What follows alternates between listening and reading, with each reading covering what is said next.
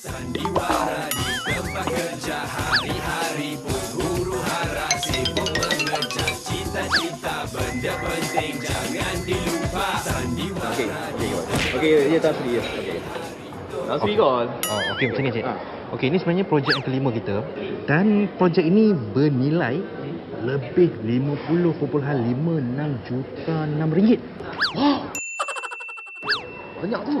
Banyak. Jadi, apa yang perlu dibuat di sini? Encik hanya perlu sign saja di sini. Dan kalau encik sign, kita ada imbuhan tu cik. Imbuhan. Ya. Tapi buat permulaan ni, ambil dulu. Apa ni? Ambil dulu.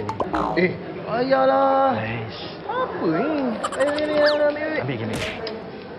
Tak payahlah, susah. Ambil semua. Sign je. Aku cakap tak payah. Mana saya? Sini. Ini Inilah best kerja ada imbuhan. Tapi ni bukan last Ada lagi? Ada lagi. Lepas ni kita back in je. Lepas kita back in je. Okay, alright, dah sign. Okey. Ni bang, ini kat sini ni. Kalau sedap tak apa. Lagipun bukan ada pinjam mangkuk kat sini. Dah, sini. Saya dari SPRM. Edisi audio telah pun dirakamkan, termasuk juga perbualan dalam handphone ini. Okey? Jadi jangan banyak bunyi. Assalamualaikum, salam sejahtera. Suara kita, hak kita kembali malam ini, Syahrir dan juga Fazli. Oh, Syahrir kembalilah. Minggu lepas ada? Lagi pun tanya. Alah, biasalah. Ada program kita kena masalah. gila-gila kan. Tapi Fad dah buat seorang pun okey. Tapi saya tengok pagi tadi pun memang sibuk Itulah tadi dekat Seri Perdana keberangkatan Raja Arab Saudi. Jadi yalah, itu banyak perkara-perkara yang TV1 tak akan terlepas pandang untuk membawakan kepada para penonton. Betul. Tapi yalah, kita nak membincangkan tajuk kita pada malam ini berkaitan dengan rasuah. Alalang Syaril dah kata berkenaan dengan Arab tadi kan, Arab Saudi. Tahu tak dalam bahasa Arab rasuah tu dipanggil apa? Lupa, tak sempat nak cari tadi. Al-Rishwah. Al-Rishwah. Al-Rishwah. Kan? Okay. Lagi tanya lagi bahasa apa lagi? Oh, yang tu khas tadi Tadi tu ya. Okey, jadi hari ini tajuk kita memang nak fokus mengenai rasuah. Kalau anda tengok di laman akhbar, di TV dan juga di radio, banyak sekali akhir-akhir ini kita dengar cerita mengenai rasuah. Cumanya benda-benda yang dipaparkan itu kadang-kadang angkanya sangat-sangat buatkan kita terkejut. Betul. Puluhan ribu, ratusan ribu, bahkan berjuta ringgit ada orang sanggup terima semata-mata untuk apa dia dah untuk habuan lah, ganjaran lah. Dan kalau kita nak tengok definisi rasuah tu sebenarnya Syaril, kadang bukan sahaja rasuah tu kita melibatkan wang ringgit semata-mata kan? Ya ke? Ya, kadang barangan-barangan, tapi biasanya kalau tengoklah ada juga yang bagi hamper kan. Tapi dalam erti kata lain mereka tidak bagi tahu secara jelas lah itu merupakan rasuah yang diberikan kepada seseorang itu. Ni apa ni? Tak boleh cerita ke apa ni? Antara keratan-keratan akhbar mengenai kes rasuah lah. Yep. Keyakinan terhadap SPRM meningkat. Okey, lagi kita ada makin tenat terus diceroboh. Apa cerita ni? Ini antara yalah kisah-kisah yang terpapar di dada-dada akhbar mengenai isu rasuah. Tapi kebelakangan ni Syaril, kalau kita tengok pihak SPRM ada saja takapan-takapan yang dibuat. Kalau diperhatikan dan takapan-takapan yang dibuat sekarang ini bukan sahaja melibatkan golongan-golongan bawah-bawahan tetapi malahan peringkat-peringkat atasan pun sekarang ini kalau kita tengok SPRM memang menjalankan kerja dengan telus. Okey, bagus. Tapi itulah ada juga yang menggambarkan bahawa kalau setiap kali SPRM membuat takapan ianya seperti menggambarkan bahawa rasuah di Malaysia ini semakin menjadi-jadi. Betul. Dari satu sudut kita pujilah ialah ketangkasan menyerbu dan juga menangkap pesalah rasuah. Cuma dari satu sudut banyak juga sebenarnya kes rasuah yang berlaku dalam negara. Baik. Banyak yang kita akan bincangkan, kita nak war-warkan kepada anda di luar sana. Telefon kami ataupun tulis komen anda di Facebook sebab kita tengok Fad memang dah banyak dah komen. InsyaAllah Fad akan baca satu-satu lantilan Boleh. Okay. Soalan diorang pun boleh tahan juga. Ya, boleh tahan pedas dan juga hebat juga. Okey, jadi anda boleh hantarkan di Facebook kami suara kita ataupun anda boleh telefon terus di talian 03-2282-3043. Okey, sebelum kita nak bersama dua tetamu, kita ada wakil dari pihak SPRM dan juga pakar undang-undang yang akan berkongsi mengenai tajuk kita jangan beri, jangan Terima. Beri pun tak boleh, terima pun tak boleh. Tak boleh. Tapi sebelum itu, jom kita saksikan bingkisan khusus mengenai isu rasuah. Yap, jom.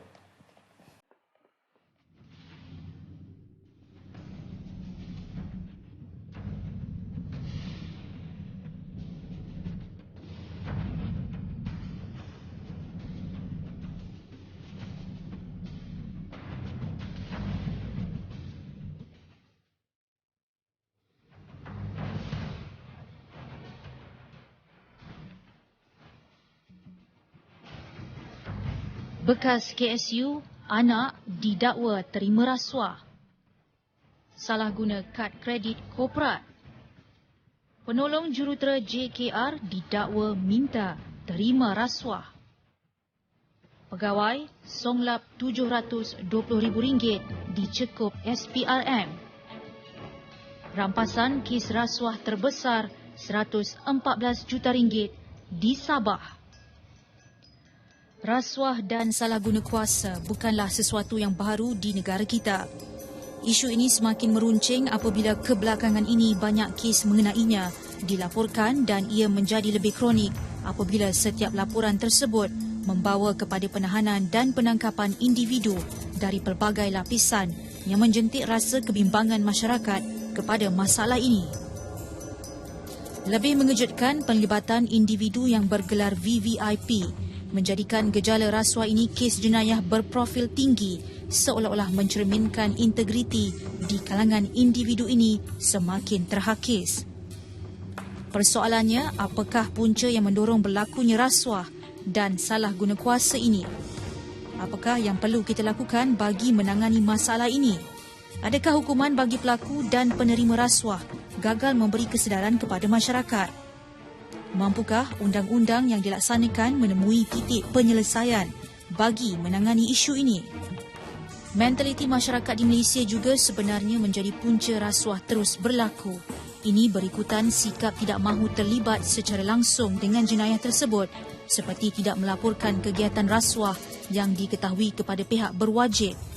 Mereka lebih selesa untuk membiarkan rasuah berlaku kerana bimbang kesan yang diterima selepas membuat pengaduan dan ini akhirnya menyumbang kepada peningkatan kes rasuah serta menyebabkan semakin ramai pihak yang berani mengamalkan rasuah tanpa rasa takut.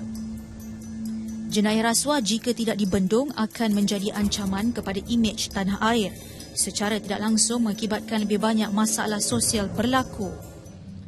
Menurut Suruhanjaya Pencegahan Rasuah Malaysia SPRM, terdapat 4 kesalahan rasuah yang utama iaitu meminta atau menerima rasuah, menawar atau memberi rasuah, membuat tuntutan palsu dan menyalahgunakan jawatan atau kedudukan.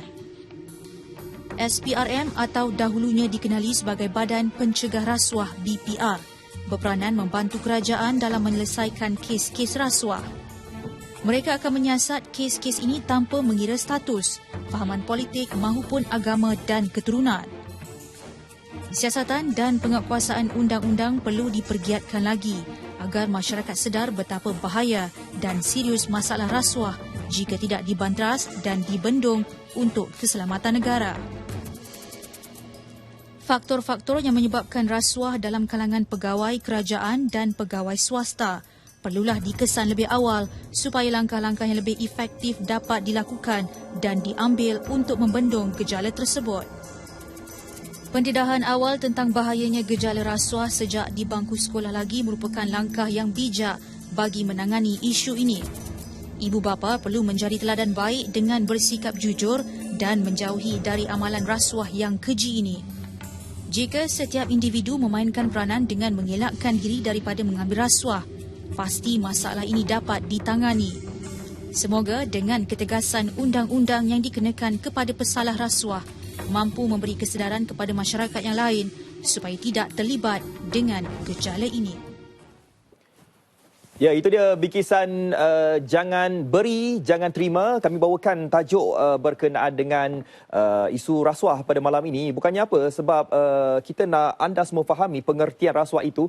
Dan ada juga segelintir daripada masyarakat kita, Syaril. Kadang-kadang mereka sedar betapa wujudnya isu-isu rasuah tu di depan mata mereka, tetapi kadang-kadang mereka ini tidak tahu di manakah saluran yang tepat, saluran yang betul untuk mereka melaporkan perkara itu. Dan ada juga saya tanya kepada rakan-rakan saya, contoh kata kalau misal kata rasuah itu berlaku di depan mata mereka, apakah yang mereka buat? Sama ada nak laporkan ataupun berdiam diri saja. Tapi saya agak terkejut di mana kawan saya itu kata lebih baik aku diam diri, sebab kalau aku buat laporan takut nanti aku nak kena panggil itulah, panggil inilah, leceh. Perkataan leceh itu sebenarnya leceh. Jadi pada malam ini kejap lagi kita nak tanya apakah saluran yang tepat, saluran yang betul untuk anda salurkan sekiranya berlaku rasuah di tempat anda. Okey, jangan leceh lagi. Inilah salurannya kita bawakan kepada para penonton. Baik, Fad, kita ada dua tetamu hari ini. Kita sangat bertuah sebab kita ada Tuan Abdul Samad Kasah sebagai pengarah bahagian pendidikan masyarakat SPRM dan juga Profesor Madya Dr. Haida Ziaddin sebagai dekan Fakulti Undang-Undang UiTM. Assalamualaikum, khabar semua? Waalaikumsalam. Dia pun dengar suara SPRM tu gerun. Tuan, kami di RTM tak pernah rasa jemu untuk memberi program-program nak mendidik mengenai rasuah, dan saya pasti SPRM juga takkan rasa jemu untuk sentiasa, walaupun benda yang sama hari-hari nak kena bagi tahu ni, tapi tujuan mendidik itu perlu juga. Awalnya kalau kita nak berikan mukadimah kepada para penonton, sebab penonton kita mungkin yang berada di luar bandar, adik-adik sekolah, pelajar-pelajar universiti, ramai antara kita kadang-kadang tak faham dengan jelas perkataan rasuah itu sendiri. Adakah RM10 yang diberi itu pun rasuah, ataupun rasuah ni nak kena angka tinggi saja ke? Jadi sebagai mukadimahnya kita jelaskan sekali lagi, Tuan, boleh Baik. Assalamualaikum warahmatullahi wabarakatuh. Waalaikumsalam warahmatullahi. Pertamanya terima kasih pihak RTM kerana memberi kami ruang dan peluang untuk bertemu dengan masyarakat untuk menjelaskan mengenai rasuah. Rasuah bukan dari segi nilai tinggi atau rendahnya, tetapi rasuah ini adalah mengenai kenapa suatu kita panggil suapan. Yang ini suapan ialah sesuatu barang bernilai sebagaimana takrif undang-undang, sama ada dia wang, hadiah, hamper, diskaun, bonus, derma dan sebagainya yang kita beri kepada seseorang ejen. Ejen maksudnya orang yang bekerja dengan orang lain sebagai satu suapan untuk mendorong atau mengupah orang tersebut melakukan atau tidak melakukan suatu perbuatan yang berhubung kait dengan majikan atau tugas resminya. Barulah lengkap intipati dan menjadi rasuah. Sama ada kecil atau besar nilainya bukanlah persoalannya, tetapi diterimanya suapan tadi dan mengubah keputusannya. Sebagai contoh, seseorang yang sepatutnya tidak boleh lulus lesen memandu kerana gagal mematuhi syarat, gagal dalam ujian, tetapi menerima sejumlah wang sebagai suapan dan ini mendorong beliau untuk meluluskan orang yang sedang diuji. Maka di situlah baru menjadi rasuah. Dan dari segi nilai, kalau kita tengok sama ada kecil atau besar, dia memberi kesan yang langsung. Kalau kita tengok yang kita panggil bilis, yang kita panggil ikan kecil, yang sebenarnya bilis dan ikan kecil dan rasuah kecil inilah yang paling dekat dengan rakyat. Sebagai contoh, kalau misalnya yang berhubung dengan pejabat tanah, jika setiap proses ataupun setiap perkhidmatan yang dikenaki perlu dia membayar rasuah, maka ini akan memberi kesan secara langsung. Yang ini adalah konsep asas rasuah. Apa itu rasuah? Kemudian dari segi bergerak pula kepada isu orang yang diberikan kuasa, kemudian dia boleh menggunakan kedudukan untuk mendapatkan suapan bagi dirinya. Dalam bahasa mudah ialah apabila saya sebagai contoh diberi kuasa untuk mempengurusikan mesyuarat tender dan saya memberi tender tersebut kepada sanak saudara saya ataupun sekutu saya yang mana saya ada kepentingan. Yang ini akan menjadi kesalahan menggunakan kedudukan. Dan ada satu lagi kesalahan yang kerap berlaku ialah mengemukakan dokumen yang mengandungi butir matan yang palsu. Yang banyak kalau kita baca di dada akhbar, dikenali sebagai false claim atau tuntutan palsu. Tuntutan palsu. Dan masyarakat tidak sedar, Itu pun pada kategori rasuah. MC beli itu juga adalah merupakan kesalahan mengemukakan dokumen yang mengandungi butir matan yang palsu. Kerana MC yang kita beli 2 hari tadi, kalau kita jumpa doktor sahkan kita sakit, itu tidak ada masalah. Hari ini saya dengar ada MC yang boleh beri secara online. Ada sindiket katanya, dan kita akan melihat, kita akan siasat, jika betul.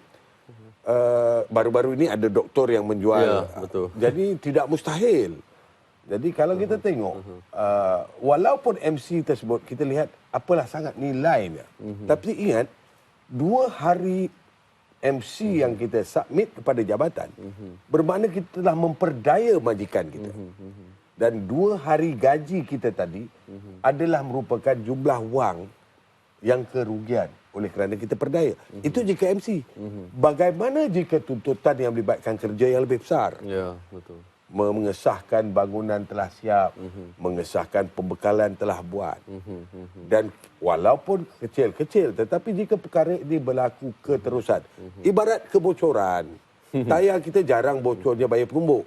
Bocornya hanya Sikit-sikit lah. kecil. Jarum-jarum lah. Tetapi akan kempislah tayar jika jarum jika bocor tadi tidak ditampal dan berterusan. Apatah lagi kalau kebocorannya memang besar. Hari ini kita lihat sebagaimana yang Cik Fazli dan Cik Syaril sebut tadi, di dada akhbar rasuah yang menakutkan, dia menjadi sangat progresif. Baik. Akhbar yang dulu hanya bernilai puluhan, meningkat ratusan, ratusan meningkat ribuan.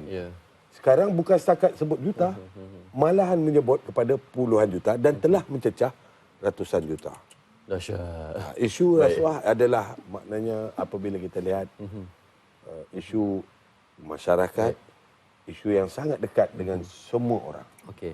Itu Prof, bila dengar apa yang Tu Haji cerita tadi gerun juga. Cumanya bila kita tengok dekat TV dengan akhbar kadang-kadang Haji Prof, benda yang dipublisitikan secara meluas adalah apabila mula-mula ditangkap oleh SPRM, tapi bila sampai ke peringkat perbicaraan oleh mahkamah sebagai contoh, kita jarang tahu dia punya SOP dan juga bagaimana prosedur perbicaraan itu sendiri. Di pihak undang-undang sendiri, kalau kami semua rakyat boleh tahu prosesnya dan juga bagaimana setakat ini hukuman-hukuman yang dikenakan kepada pesalah rasuah ni. Menyambung apa yang disebut tadi berkaitan dengan gejala rasuah. Saya setuju bila bercakap tentang isu rasuah, isu yang berkaitan dengan kemanusiaan. Itu yang pertama. Sebelum kita bercakap tentang proses perundangan itu berlaku, kita perlu lihat tentang isu kemanusiaan kerana ini melibatkan etika dan juga nilai manusia. Macam pepatah kita kata, kalau rosak susu sebelah nila rosak susu sebelanga. Kerana nila setitik susu sebelanga habis. Jadi kalaulah ada manusia, masyarakat di dalam masyarakat yang perilakunya tidak wajar, perilakunya yang rosak. Jadi lambat laun dia akan menyebabkan satu masyarakat tu yang rosak. Sebab itu melibatkan etika dan juga nilai. Contoh yang paling mudah, kalaulah undang-undang ini dibuat, tujuan pokoknya adalah untuk mengawal kehidupan manusia. Supaya kehidupan manusia itu harmoni, dalam keadaan aman, dalam keadaan yang baik. Supaya kita mempunyai peraturan, supaya manusia teratur. Kerana kita berbagai kepentingan. Kita mempunyai kesukaan yang berbeza. Ada yang nak cepat kaya. Jadi dia fast track dia tu, nak cepat kaya, tak sampai lagi umur 30, dah kereta macam-macam. Jadi kita perlu kepada peraturan. Analogi yang mudah. Kenapa dibuat traffic light? Tujuan adalah untuk mengatur, menyusun supaya susunan trafik itu berjalan lancar dan tidak berlaku aksiden. Itu kegunaan kenapa peraturan itu dibuat. Dan kalaulah tidak ada traffic light contohnya, kita boleh bayangkan apa akan jadi. Kacau bilau di persimpangan dan kemungkinan berlaku kemalangan yang boleh mengakibatkan nyawa dan sebagainya. Sebegitu juga dengan perundangan. Perundangan dibuat di peringkat negara untuk memastikan bahawa rakyat khususnya dan juga orang ramai supaya kehidupan itu kehidupan yang teratur. Cuma mungkin di kalangan masyarakat mungkin ada pandangan-pandangan yang berbeza. Kenapa tidak dibuat ini, kenapa tidak dibuat itu? Kenapa ini tak berlaku, kenapa itu tak berlaku? Jadi ada yang macam tadilah, kalau boleh rasuah, kalau jumpa, kalau nampak, kalau boleh tanam hidup-hidup. Tetapi undang-undang kita tak sebegitu. Jadi kita perlu melihat suasana dan juga keadaan sebelum sesuatu tindakan melalui proses perundangan itu berjalan. Tetapi kalaulah kita memakai mahkamah di bawah pokok ketapang, memang semua orang akan bersalah dengan rasuah. Jadi proses perundangan negara tidak begitu. Jadi kita perlu melalui proses secara demokrasi. Undang-undang supaya masyarakat kita ni masyarakat yang boleh satu mematuhi, bukan sekadar mematuhi, perlu memahami perundangan dan kemudian perlu mematuhi perundangan itu sendiri. Jadi bila bercakap tentang proses perundangan, mungkin di kalangan masyarakat yang tidak sedar, oleh kerana undang-undang yang dibuat di peringkat parlimen khususnya ataupun di peringkat kerajaan negeri mempunyai proses-proses dan juga prosedur-prosedur yang tertentu. Kita tak boleh nampak aja terus pergi tangkap. Jadi kita memerlukan sebelum tangkapan dibuat, siasatan dilakukan. Sebelum siasatan dilakukan, pengumpulan maklumat, pengumpulan bukti. Jadi itu melalui proses yang agak lama. Kerana di mahkamah nanti, apabila dicabar bukti yang ada, maka kes itu akan habis di situ. Maka pihak khususnya SPRM, orang akan kata kalah kes lah. Jadi kemungkinan ramai masyarakat yang tidak memahami bahawa proses sebelum perbicaraan itu berlaku juga mengambil masa yang agak lama. Tetapi masyarakat seperti yang saya kata tadilah, dia nak kalau boleh dengar saja ada rasuah, bagi hukuman. Terus hukuman. Jadi itu proses yang tak berlaku dalam sistem demokrasi yang ada. Okey, insya-Allah. Prof dengan Tuan Haji, sebelum kita ke soalan seterusnya, saya nak bawakan perhatian anda berdua untuk dengar antara pendapat dan juga soalan-soalan daripada sahabat-sahabat kita yang sempat kita temu bual seketika tadi. Suatu adalah satu pemberian yang dia mengharapkan sesuatu balasan lah. Ramai orang cakap kalau rasuah tu berlaku depan mata, mestilah orang kata nak laporkan. Tetapi mungkin pada pendapat saya sendiri, melaporkan itu adalah satu kerja yang agak recah lah orang panggil kan. Sebab dia memerlukan masa kita untuk membuat laporan. Kemudian kita belum tentu lagi dengan birokrasi. Dalam masa yang sama juga, kita perlu betul-betul memastikan bahawa itu adalah kes yang benar-benar berlaku. Sebab kita tak nak nanti kalau kita dilaporkan pula memberi laporan yang salah. Saya pernah beberapa kali berurusan dan pihak yang meminta macam suatu kontrak atau projek itu kan. Jadi kita mereka ni kadang berbasa-basi macam cik kita bincang kat luar lah, macam kita minum kopi lah.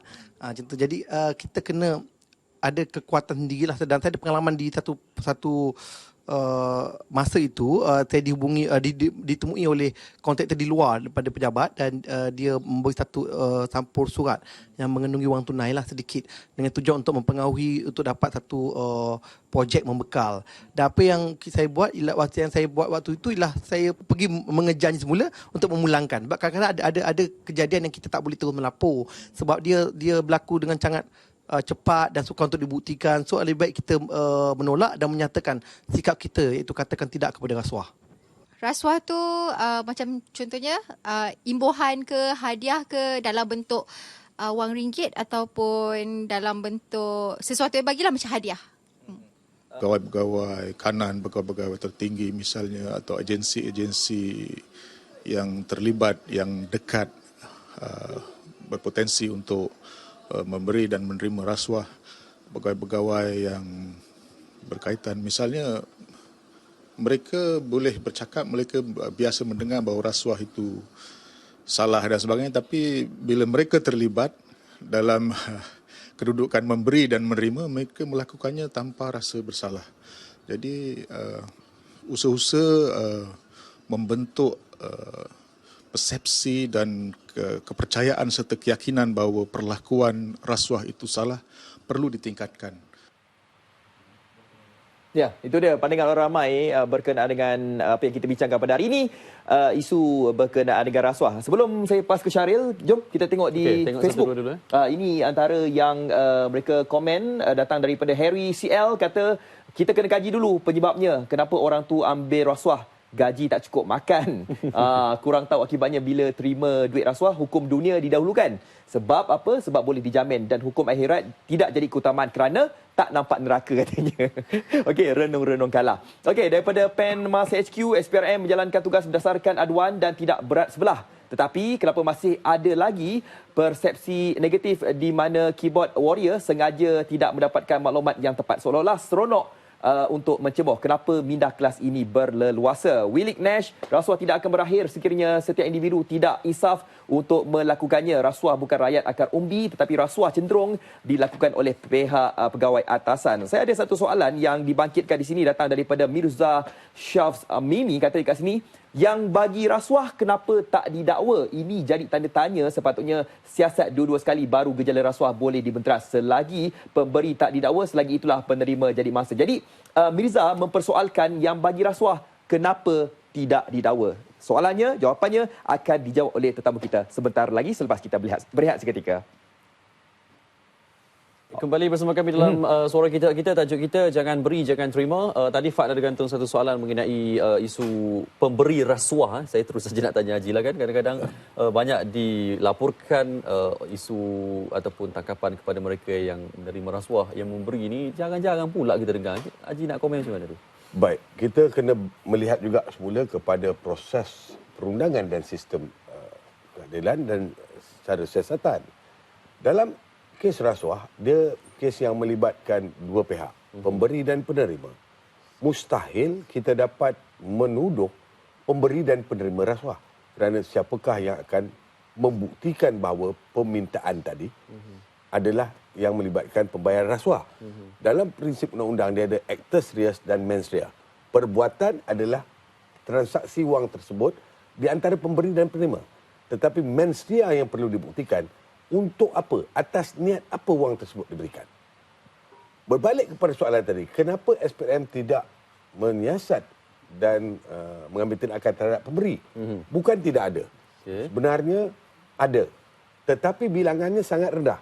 Kerana lebih ramai pengadu kita terdiri daripada orang yang diminta rasuah. Dalam undang-undang telah ada satu section yang mewajibkan orang yang diminta rasuah atau orang yang diberi rasuah untuk melaporkan. Kegagalan berbuat demikian, hukuman dia separuh daripada dia menerima. Bagi penjawat awam, telah ada satu inisiatif di bawah NKRA di mana penjawat awam yang melaporkan pemberian rasuah diberi ganjaran $1 to $1 apabila telah disabitkan hukuman. Isu dia sekarang ialah, tadi pun kita tengok, dia kata orang tu bagi, saya kejar dan pulangkan balik. Saya tolak rasuah. Bagus. Tapi baru di peringkat kedua, kita kata jangan beri, jangan terima dan perangi. Yang itu konsep. Kalau kita kata dulu, kita cakap jangan beri, jangan terima, habis. Saya tak terima, saya pulang balik. Tetapi ini tidak membantu menyekat daripada rasuah daripada rasuah. Seorang itu tidak terima, tetapi si perasuah tadi akan mencuba untuk merasuah pegawai yang lain demi mendapatkan apa yang dihajati. Isunya sekarang, siapakah yang sanggup mahu melapor? Jika orang yang ditawarkan rasuah itu membuat laporan, maka kita akan siasat si pemberi. Jika yang diminta, contoh saya pergi untuk berurusan dan dia minta saya wang dan saya lapor kepada SPRM, SPRM akan mengambil tindakan, memulakan proses siasatan berdasarkan aduan orang yang diminta, maka tindakan akan diambil terhadap bakal penerima. Begitu juga jika penjawat awam atau mana-mana orang lain ditawarkan rasuah dan mempunyai kekuatan untuk membuat aduan dan sanggup melalui recah dan leceh menjadi saksi untuk terus bersama dengan SPRM. Bukan sekadar membuat laporan, tetapi hadir sebagai saksi dan kekal dan tekal dalam proses siasatan. Kalau dulu proses siasatan mengambil masa yang panjang. Di bawah NKRA kita telah mewujudkan Mahkamah Khas Rasuah. Dan kebanyakan kes kita sekarang apabila mula dibicarakan dapat diselesaikan dalam tempoh 1 tahun. Itu antara langkah-langkah pembaruan yang kita buat. Cuma pengadu tadi dirahsiakan identiti ke tuan? Baik, ini kita kena lihat dia ada 2 akta yang berbeza. Pertama adalah akta pemberi maklumat, the Whistleblower Act. Bagi pemberi maklumat, dia tidak akan didedahkan identiti dia. Tapi kita kena faham, setakat manakah level pemberi maklumat? Pemberi maklumat adalah orang yang mengetahui berlakunya sesuatu kejadian rasuah dalam jabatan atau organisasinya, tetapi secara sendiri dia tidak terlibat dalam proses atau dalam transaksi. Maka dia tidak diperlukan menjadi saksi. Maka apabila dia memberi maklumat, dia tidak di bawah akta pemberi maklumat tadi, dia tidak boleh didedahkan. Walau bagaimanapun, dia mesti mematuhi syarat-syarat tertentu. Dia tidak boleh setelah memberi maklumat pada SPRM dan keluar dan mendedahkan kepada akhbar, saya telah memberi maklumat. Dia ada syarat tertentu. Pertama, dia mesti memperkenalkan diri, dia mesti datang sendiri, dia mesti menandatangani perjanjian bahawa dia tidak akan menceritakan kepada pihak lain. Kalau dia cerita pada pihak lain, bagaimana kita nak mempertahankan identiti dia? Tetapi bila dia bergerak menjadi saksi, identiti dia sebagai saksi, kita tak akan bagi tahu dia ni pemberi maklumat, tak boleh. Tapi dia menjadi saksi. Dan di bawah Akta Perlindungan Saksi, jika terdapat ancaman atau ugutan yang mendatangkan bahaya ke atas tubuh badan, fizikal mereka dan keluarga, kita ada satu unit yang dinamakan Unit Perlindungan Saksi yang diletakkan di bawah bahagian hal ehwal undang-undang yang akan memberi perlindungan setakat mana yang diperlukan. Walaupun pada asalnya dalam garis panduan itu kita melihat bagaimana the Witness Protection Program yang dilaksanakan di luar negara sehingga memindah relocate orang tersebut, menukar identiti dan sebagainya.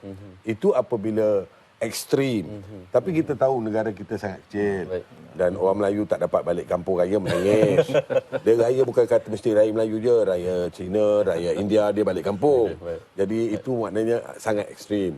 Walau bagaimanapun, yang paling penting yang saya nak tegaskan tadi ialah sama ada ditawar atau diminta adalah menjadi kewajiban di bawah undang-undang untuk melapor. Kedua, bagi penyawat awam, jika dia melaporkan pemberian rasuah, sabit hukuman, dia layak menerima ganjaran. Dan ketiga, kalau dia setakat kata saya tolak, dia telah mempertahankan dirinya, tetapi dia gagal mempertahankan organisasinya. Kerana orang yang memberi rasuah ini tidak berhenti pada seorang. Jika dia tidak dapat apa yang dihajati, dia akan mencari orang lain dan cuba membayar rasuah kepada orang lain. Prof, saya nak tahu juga kadang-kadang individu yang saya kategorikan sebagai dianiaya.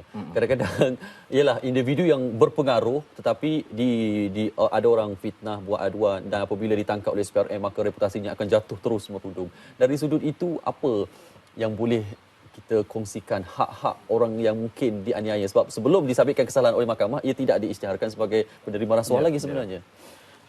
Berbalik kepada tadi, kalaulah ada kes-kes yang dianggap diklasifikasikan sebagai kes yang teraniaya, sebab mungkin tuduhan palsu.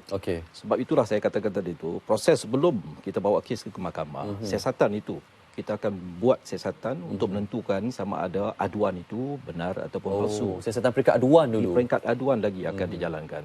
Sebab itu pada saya, bila kita tengok tadi, yang mengatakan bahawa kenapa kes rasuah kita tahu banyak, tapi sabitan itu kurang. Kes yang begitu dan begini melibatkan orang bawahan, orang atasan. Rasuah tak melibatkan atas bawah, semua. Dia melibatkan semua orang. Cumanya yang boleh saya katakan, seperti Tuan Samad sebut tadi ini, mungkin disebabkan oleh masyarakat yang mengetahui tentang berlakunya rasuah ni. Mereka tadi kata leceh, remeh, ambil masa dia orang, nak kena pergi ke pejabat, nak kena buat laporan, diambil kenyataan dan juga sebagainya, leceh.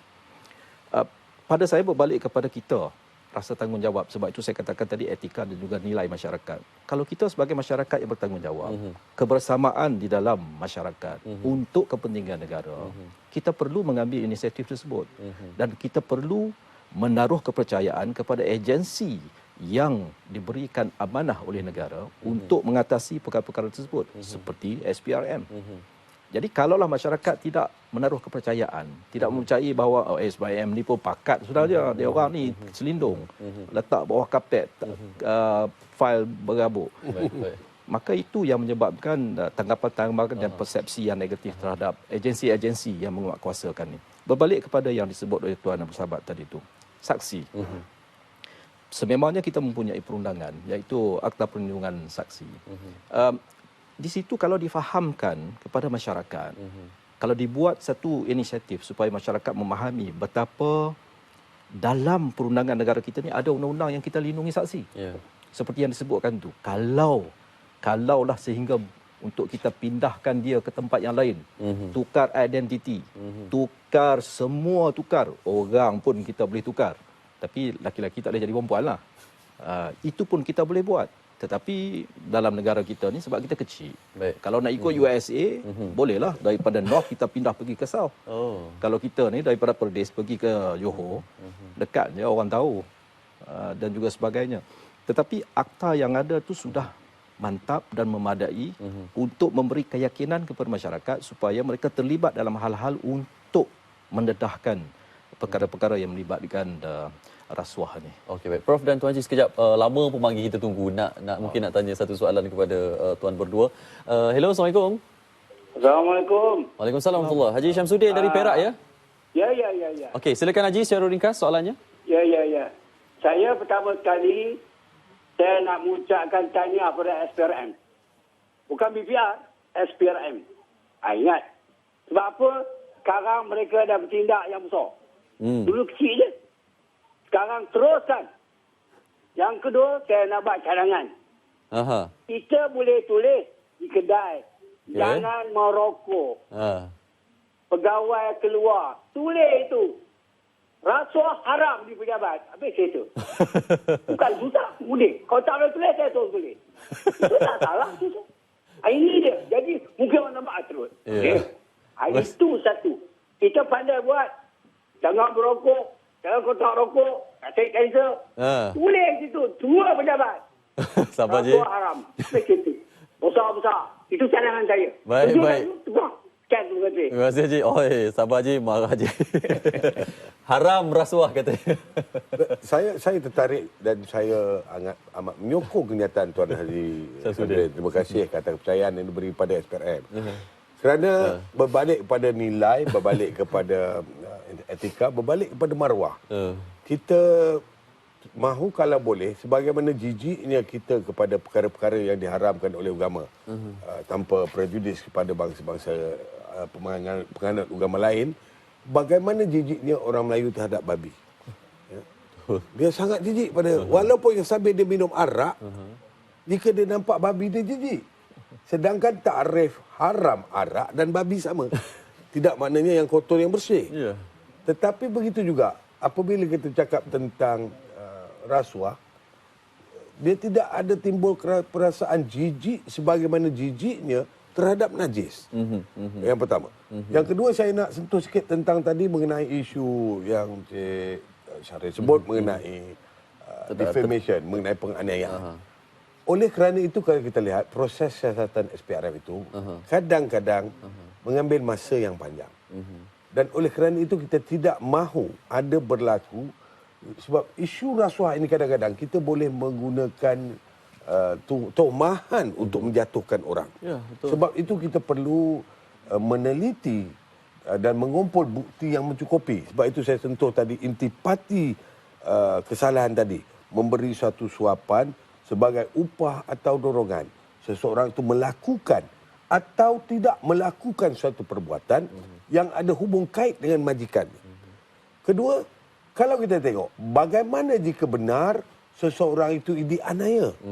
Kita tengok dalam prinsip mahkamah undang-undang dia ada bona fide dan mala fide. Niat baik dan niat buruk. Jika seseorang itu mengadu tetapi dapat kita buktikan bahawa dia berniat baik. Dia benar-benar tidak tahu bahawa perbuatan itu tidak salah. Dia menyangkakan itu rasuah. Dia tidak dikenakan undang-undang. Tetapi yang kita perlu buktikan di mahkamah ialah malafide tadi. Niat jahat seseorang dalam membuat aduan. Bukan tidak pernah. Kita pernah menuduh beberapa orang yang membuat aduan kepada SPM dengan niat jahat. Dia sengaja letak duit, dia sengaja kata orang tu minta duit, sedangkan tidak. Kerana dalam akta SPM sendiri, ada satu seksyen khas untuk orang yang memberi atau membuat laporan palsu. Di bawah kategori laporan palsu lah. Kedua, kalau kita nak cakap mengenai tentang proses undang-undang, SPRM sangat bebas menjalankan siasatan. Tetapi kuasa proses yang diberi kepada SPM adalah untuk menjalankan siasatan melalui kuasa menangkap, menyita, menahan, merakam percakapan dan sebagainya. Sebaik sahaja kertas siasatan dilengkapkan, kita akan mengemukakan kertas cadangan dengan perakuan kepada pejabat pegawai negara. Kerana di bawah Perlembagaan Persekutuan Perkara 145, hanya pegawai negara yang boleh memulakan, meminda atau menamatkan sebarang perbicaraan. Begitu juga dan kehendak undang-undang juga di bawah Seksyen 58 Akta Suruhanjaya Pencegahan Rasuah Malaysia, setiap kesalahan di bawah akta ini hendaklah mendapat keizinan untuk mendakwa sebelum boleh dituduh di mahkamah.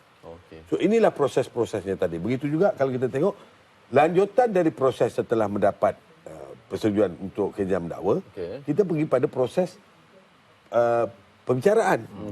Di sini kita ada pula hakim untuk menghakimi dan membuat keputusan. Dan selepas itu baru peringkat pemuliharaan. Dia ada 4 proses yang mana bidang tanggungjawab masing-masing terhad di mana ia diberi kuasa. Sebab kalau kita tidak ikut, kita takut jadi cowboy. Dia siasat, dia tangkap, dia hukum, dia tembak. Jadi kita tak perlu, kita tak boleh. Kita perlu ada dia panggil the check and balance, semak dan imbang. Baik, cantik dah proses kita sebenarnya. Baik. Haji, kejap kita ada seorang lagi pemanggil lama juga menunggu talian. Fad, silakan. Okey, kita bersama dengan Hajah Farida. Assalamualaikum Hajah. Waalaikumsalam warahmatullahi wabarakatuh. Okey, Hajah, secara saya ni nak bercakap daripada segi pengalaman saya sebagai seorang kontraktor kecil. Okey, silakan Hajah. Saya pernah buat pengaduan bila saya diminta rasuah dan macam berbagai-bagai bisnes saya diminta, saya dah buktikan segala-galanya kepada SPRM berapa tahun dahululah. Saya naik, saya daripada Johor, kena naik ke Kuala Lumpur. Siasat. Lama-lama bila dia siasat melalui jabatan yang berkenaan, pegawai jabatan berkenaan melindungi dia punya kaki tangan. Akhirnya saya pula dituduh membuat fitnah. Lepas tu saya buat kontrak tu, kerana saya buat aduan, sampai hari ni saya tak dapat masuk kontrak di jabatan tu. Saya harap masa sekarang ni lah, ini berlaku pada saya tahun 2010. Sampai 2-3 tahun. Sampai 2012. Tak ada apa-apa. Sampai 2015, alih-alih SPRM Johor datang, nak jumpa saya, nak suruh saya sign off yang kes tu dah tutup. Saya tak mau sign. Pasal saya memang rasa tak puas hati. Jadi saya harap SPRM yang ada ni sekarang saya tengok, amat cergas lah. Amat macam bertanggungjawab. Lebih bertanggungjawab lah kan. Mungkin yang dulu pun ada, tapi di cover line oleh jabatan yang berkenaan. Okey, saya ucapkan syabas pada SPRM sekarang. Baik. Okey, terima kasih banyak. Saya harap kontraktor lain tak kena macam saya. Okey. Terima kasih banyak Puan Farida. Kes 2010 dulu sebelum Prof dan juga Tuan Haji komen. Kita nak tengok satu Facebook sebelum kita berehat seketika, Fad. Okey, jom kita tengok di Facebook datang daripada Nur Izzah Damiah kata dekat sini, soalan saya untuk tetamu kita, apakah peranan SPRM dalam mengekang masalah rasuah yang makin lama makin membiak beranak dan peranan masyarakat dalam memberikan kerjasama dengan pihak SPRM? Ada jaminan keselamatan dan kerahsiaan atau maklumat sulit bagi mereka yang memberikan kerjasama ke? Okey, itu sebenarnya dah dijawab oleh tetamu kita di mana SPRM ada mewujudkan unit perlindungan saksi. Muhammad Syahlan kata bicara lain melentur buluh biar dari rebungnya, tak relevan untuk kes rasuah. Cari yang kepala di mana pihak atasan berkaitan rasuah menjadi ancaman kepada tanah air jika tidak dibendung. Okey, dan daripada Azril, diharap pihak SPRM pun terus dalam melakukan kerja. Jangan hanya disebabkan pangkat dan darjat seseorang itu dilepaskan tak sanggup melihat negara saya rosak kerana orang-orang pemberi dan penerima rasuah sebegini. Okey, itu dia pandangan di Facebook. Kita berehat seketika, selepas ini kembali untuk penerangan lebih lanjut daripada Prof dan juga Tuan Haji. Cepatkan proses ini. Saya terus saja bersama Prof. Tadi Puan Faridah tadi agak marah juga isu tahun 2010 katanya.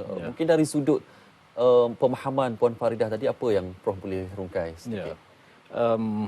Mungkin kita boleh merasai kegetiran yang dialami oleh Puan Faridah tadi. Tapi di samping yang sama, seseorang pengadu perlu juga memahami kegetiran di pihak penguatkuasa dan juga pihak yang bertanggungjawab. Kerana seperti yang saya sebut tadi, proses perundangan itu berlaku. Proses itu berlaku di peringkat siasatan lagi. Contohnya katakanlah pengadu, kalaulah contoh, saya ambil contoh dalam Whistleblowing Act, kalaulah ada mempunyai kepercayaan yang munasabah sahaja, seperti yang Tuan Abdul Samad sebut tadi, kepercayaan munasabah sahaja berlakunya sesuatu kegiatan rasuah dan juga seumpamanya, itu sudah memadai untuk pengadu melaporkan kegiatan tersebut. Now, itu tanggungjawab pengadu.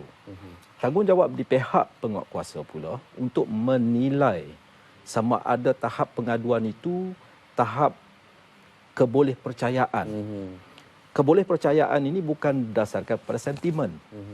Kalaulah pengadu berdasarkan pada sentimen sebab terjadi pada dia. Tetapi di pihak penguatkuasa, mereka tidak ada peluang dan juga ruang untuk meneliti daripada awal bagaimana kes itu boleh berlaku. Cuma berdasarkan pada pengaduan yang ada. Dengan kekangan masa, dengan kekangan resources dan juga sebagainya, maka mereka terpaksa membuat keputusan berdasarkan kepada kredibiliti yang ada, berdasarkan keterangan yang ada. Jadi kalau pengadu tidak memberi keterangan yang lengkap, kemungkinan, saya tidak mengatakan perkara ini tak berlaku, kemungkinan itu menyebabkan pihak penguatkuasa mengambil pendirian pandangan bahawa kemungkinan kredibiliti pengaduan yang dibuat itu tidak cukup untuk dilanjutkan proses sehingga siasatan lengkap dan tidak cukup untuk dibuat laporan sehingga kepada peguam negara untuk membuat pendakwaan. Sebab SPRM tidak membuat pendakwaan dengan kebenaran yang diberikan oleh peguam negara. Jadi saya rasa begitu. Jadi kalaulah difahami oleh masyarakat proses yang berlaku di antara pengadu dan juga di antara penguatkuasa, kalau itu boleh difahami, saya rasa cantik. Memang jelas. Baik. Prof, Tuan Haji, kita ada pemanggil terakhir sebelum Tuan Haji pun nak komen juga tadi. Ini pemanggil terakhir kalau boleh untuk malam ini. Encik Baharudin. Encik Saharudin. Hello? Ya. Okey, Encik Saharudin, silakan dengan soalannya seringkas. Assalamualaikum. Waalaikumsalam warahmatullahi. Tanya kepada SPRM sekarang kerana menjalankan tugas yang betul-betul berdedikasi. Tanya. Satu, saya nak bagi cadangan. Okey. Rasanya tak ada yang benar sekarang ni. Bagaimana yang dulu-dulu, yang terlepas, yang masa dah pension, dah kaya-raya, dah tengah, yang terlepas. Maknanya tak kisahlah dari kerajaan ke kuasa ke, maknanya yang kes-kes yang lama lah. Jadi tak ada. Saya nak SPRM korek semua yang mungkin orang tu dah pension apa semua, korek semua, buka balik kes dia. Korek lagi. Itu saja. Terima kasih Encik Saharudin. Kedengaran bila disebut oleh beberapa pemanggil kita, tahniah kepada SPRM sekarang. Mungkin situasi banyaknya tangkapan yang berkala daripada sejak akhir-akhir ini, itu mungkin menjelaskan kepada orang ramai bahawa SPRM buat kerja ke, ataupun aduan banyak itu yang memungkinkan SPRM boleh bertindak dengan cepat ke, macam mana? Beginilah.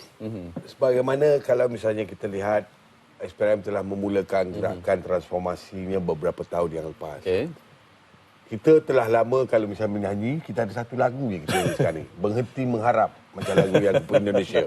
Kerana bila kita mengharap aduan, kita mengharap maklumat, kita mengharap pengadu, kita mengharap orang yang ditawarkan rasuah datang buat laporan, kurang. Maka kita telah dalam satu proses siasatan, apa yang kita namakan the intelligence based investigation. Bermakna kita mengumpul daripada risetkan kita, dari maklumat yang kita kumpul dan kita menggerakkan siasatan. Tetapi prosesnya agak panjang. Ambil masa yang bertahun.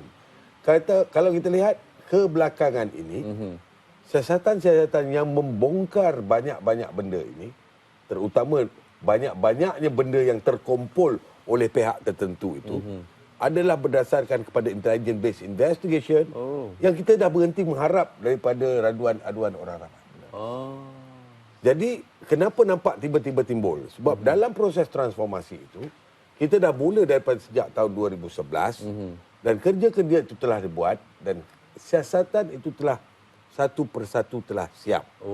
Kerana itu, sebagaimana yang Datuk Tun Sri Jaya menjanjikan satu setiap minggu. Bukan janji kosong. Memang kes dah ada, tunggu masa nak bom benda-benda yang telah kita ada. Ya Allah. Dan juga kita telah bergerak kepada satu peringkat lagi. Kita bukan sekadar untuk mencari kesalahan, satu kesalahan, perbuatan rasuah dia, tetapi kita akan pergi kepada yang ada banyak harta di bawah anti money laundering and anti terrorism funding act, AMLATFA. Dan jika lepas juga, kita akan serahkan juga dia kepada income tax. Sebab income tax tidak ingin melihat kepada kehalalan. Kalau adalah perkataan itu, sesuatu punca pendapatan. Tetapi yang income tax nak ialah berapa bahagian kami. Kalau 14.5, dia akan kira ni berapa lama dah ada, berapa setahun, tunggakannya tu dibayar. Jadi ini kita rasa sebab akan, kalau kita kata kenapa dah ada hukuman, dah ada undang-undang, dah ada ganjaran, dah ada garis panduan tetapi masih berlaku, kerana orang merasakan bahawa rasuah sangat-sangat lukratif. Kena sekali pun tak apa jika untung yang lama berbaloi. Sekarang kalau kena sekali, apa yang ada kita ambil. Tak dapat kita ambil melalui undang-undang, kita serah pada income tax melalui undang-undang income tax. Supaya orang akan berasa akhirnya that corruption does not pay. Okay. Prof, kita ada 3 minit lagi. Secara ringkas, saya nak tahu pasal harta perasuah ni. Sebab bila didakwa atau bila dibawa, adakah secara keseluruhannya harta itu akan dibekukan ataupun macam mana? Keseluruhan harta yang terlibat dengan kes rasuah itu akan dibekukan keseluruhan keseluruhannya. harta. Okay. Sebab itu kalau kita bandingkan, sebab undang-undang ini bukan statik, dia bukan beku. Dia akan berkembang mengikut peredaran semasa dan ekosistem yang ada. Kalau dulu mungkin hukumannya tidak begitu memberi kesedaran dan juga keinsafan. Sekarang ini hukuman yang ada itu sepatutnya akan memberi keinsafan kepada pelaku dan bakal pelaku. Kerana kalau dibekukan aset, keseluruhan aset dibekukan. Kalau dulu kita masih dengar kalau orang yang kena dengan gejala rasuah, perbuatan rasuah ni masih bawa BMW, masih bawa kereta. Sekarang tak ada. Akan dibekukan aset keseluruhannya. Tapi saya berbalik kepada yang tadi, mungkin 1 minit. Walaupun kita mempunyai kerangka undang-undang dengan penjara, dengan denda yang berlipat kali ganda, umpama seperti kes dadah, hukuman gantung sampai mati, tapi masih berlaku. Jadi maknanya dengan undang-undang pun kita tidak boleh nak memastikan bahawa gejala rasuah ni akan kita boleh selesaikan. Berbalik kepada nilai dan juga etika dan juga seperti yang kata tadi, kesedaran pendidikan yang Tuan Abdul Samad sebut tadi. Prof, dah ambil 2 minit, tinggal 1 minit je Kak Haji. Haji, saya nak suruh Haji war-warkan bagaimana orang nak mengadu. Mudah ke nak mengadu ni Haji? Amat mudah untuk mengadu. Ada beberapa cara untuk mengadu. Cara yang paling mudah ialah 1 minit je. info@sprm.gov.my atau hantar ke peti surat 6,000 tanpa stamp. Tak payah kenalkan surat layang diri. tu boleh? Itu boleh. Atau hubungan talian 88867000 atau telefon talian bebas tol 1-800-886,000 atau SMS kepada 019-60692 atau hadir sendiri ke mana-mana pejabat SPRM yang berhampiran. InsyaAllah setiap aduan akan kita lihat, kita teliti dan jika boleh kita teruskan untuk kita mulakan satu siasatan terbuka. InsyaAllah. InsyaAllah. Haji, Prof, terima kasih banyak-banyak. Sejam masa kita bersama pada hari ini. Memang kalau nak jengah isu demi isu memang tak cukup. Tapi harap-harapnya dapat memberi kesedaran kepada para penonton sekalian. InsyaAllah. Fat, marah dia tak beri ruang pada dia. Dia banyak Tak, sebenarnya kalau tengok kat sini sebenarnya banyak soalan-soalan. Baca satu dua Saya baca satu pandangan je lah. Sila. Ini Fadil kata, zaman aku sekolah dulu, selalu lukis gambar lilin atas kepala tengkorak dengan corang kata dadah musuh nombor 1 negara. Tapi bila aku dah besar ni, baru aku sedar yang sebenarnya rasuah musuh nombor 1 negara. Saya setuju. Saya sangat setuju. Apa? Setuju Saya sangat setuju. Okey, dah baca tu baru saya boleh pergi sini. Okey, baik, alhamdulillah dengan apa yang Haji katakan, dengan orang kata saluran begitu banyak sekali. Boleh telefon, boleh hantar surat, boleh jumpa SPRM, boleh hantar SMS pun untuk anda buat aduan, dan juga akta kita sangat kuat untuk menjaga kredibiliti dan juga posisi anda walaupun anda memberi maklumat. Itu sangat penting. Betul. Sebab apa? Sebab anda jangan takut berkenaan dengan isu keselamatan kerana pihak SPRM akan sentiasa melindungi kepada sesiapa saja yang melaporkan kesalahan rasuah. Baik, terima kasih pihak SPRM dan juga Prof sudi bersama kita malam ini. Minggu depan kita jumpa lagi. Suara kita tajuknya? Tajuknya berkaitan dengan isu towing kereta kan. Trak tunda. Trak tunda. Okey. Menarik juga. Ramai pernah yang tertipu mengenai isu ini. Jadi kita nak bawakan isu mengenai trak tunda ni pada minggu hadapan. Sekian daripada saya, Syaril Surabuddin. Saya Fazli Fuad. Suara kita, hak kita. Assalamualaikum. Bye.